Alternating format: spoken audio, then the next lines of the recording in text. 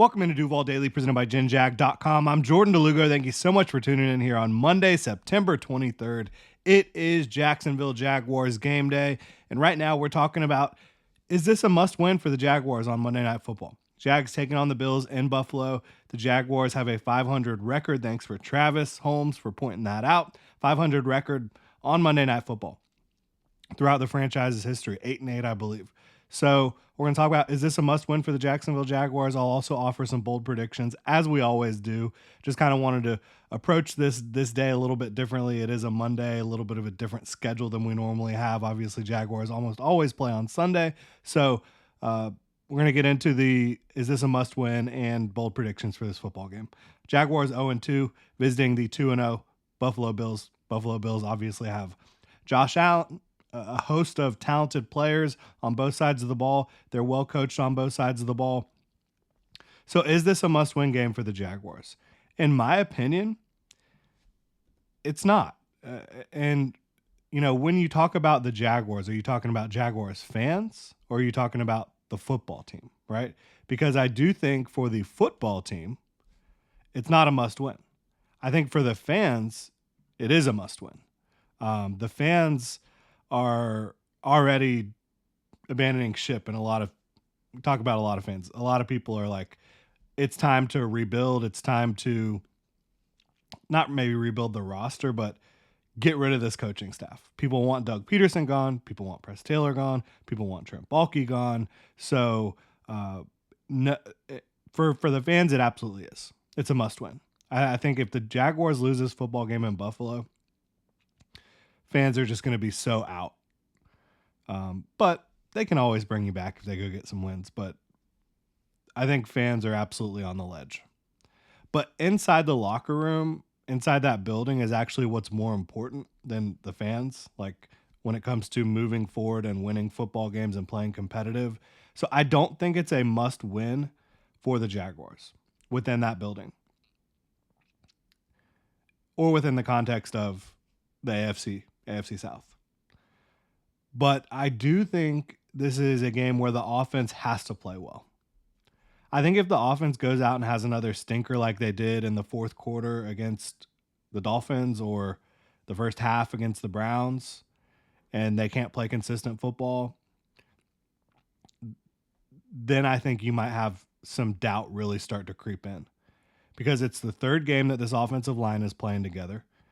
Even though there's no Evan Ingram, no Darnell Savage, there's a lot of teams dealing with a lot more injury issues than the Jaguars. Like, that's not an excuse at this point in the season. It's not.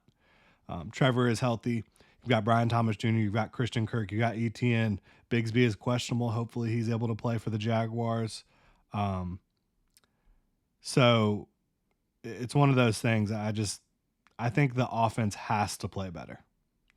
This full starting 5 offensive line, third game together, got to go play well. Got to go play well. You can't have 3 quarters of decent play, 2 quarters of decent play. I think that they have to look like a competent football team. And you can look like a good football team, confident football team, and lose to the Bills. So that's why I say it's not a must-win. But, like, to me, the offense has to play well in this football game. Show signs of life a lot more than they did. Show signs of being able to put together a full drive, which, again, for the first 3 quarters in Miami, they absolutely did that. But that hasn't been happening lately. Last quarter in Miami. And football season, it's a crazy thing. Like, it's only been, 2 weeks since the first game. It feels like it's been months because when you lose, you as a fan base, media, overanalysis to the max. That's just how it goes in the NFL because it's a business about results, about winning football games, and the Jaguars have not won football games yet. So it feels like it's been a long time, right? And it has been a long time since the Jaguars won a game. Haven't won a game since they beat the Panthers, which, sans Bryce Young, Panthers go out and play good football, beat the Raiders. So, the NFL is wild and crazy. And that's another reason it's not a must win. Like, the NFL is just insane. It's chaos pilled every single week. So uh, you look at falling to 0-3. Does that make it extremely difficult to make the playoffs? It does. But you look at the AFC South picture. Uh, Texans are 2-1. They just lost to the Vikings, and pretty handily. Colts 1-2. Jaguars 0-2. Titans 0-3. So let's say you fall to 0-3, right? Which you don't want. You want to win this football game. That's the best possible result for the Jaguars tonight, without question, obviously. Duh. But if you're 0-3, you have Texans and Colts coming up on your schedule.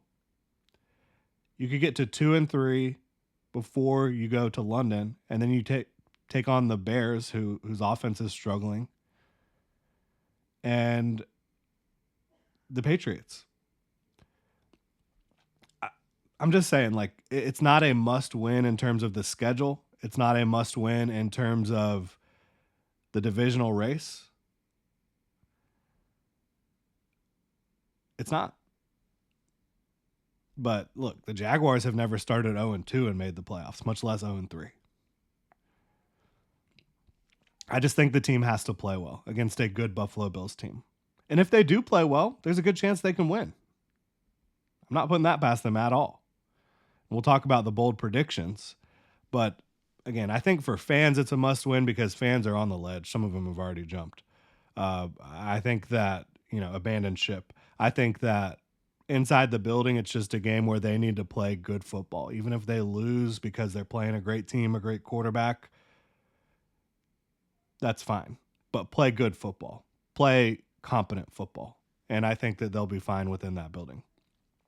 Did want to remind y'all about Underdog Fantasy. That's where I play daily fantasy and pick 'em. Just head over to Underdog, simple to use mobile app, or underdogfantasy.com. Sign up with promo code Duval Daily, and Underdog will give you a free pick to use on your first cash pick 'em entry, plus up to $1,000 in bonus cash when you deposit. That's Underdog Fantasy, promo code Duval Daily to claim your new customer special of a free pick and your deposit offer. Must be 18 plus, 21 plus, Massachusetts and Arizona, 19 plus, Alabama and Nebraska, and present in a state where Underdog Fantasy operates. Terms apply. Void in Colorado. Concerned with your play? Call 1-800-GAMBLER or visit ncpgambling.org. Arizona, 1-800-NEXT-STEP. That's 1-800-639-8783. Text NEXT STEP to 53342. In New York, call the 24/7 Hope line at 1-877-8-HOPE-NY or text HOPE-NY. Shout out to Underdog Fantasy for sponsoring the show. Now, bold predictions. If you paid attention on Club Jaguar, you might already know the score I picked. That has not changed. The Jaguars are, they're dogs. I think there's like 6-point road underdogs in this game. I've got the Jaguars covering. I've got the under. I don't think it's going to be a super high scoring game. I think the over-under was like 45 points, something like that. I'm going to get the official numbers just to make sure I'm giving you all the right information here. But yeah, I have the Jaguars covering. I have the under.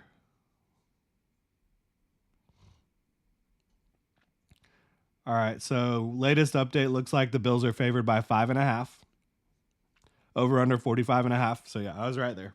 I've got the under. I've got the Jaguars covering. And I've got the Jaguars winning outright.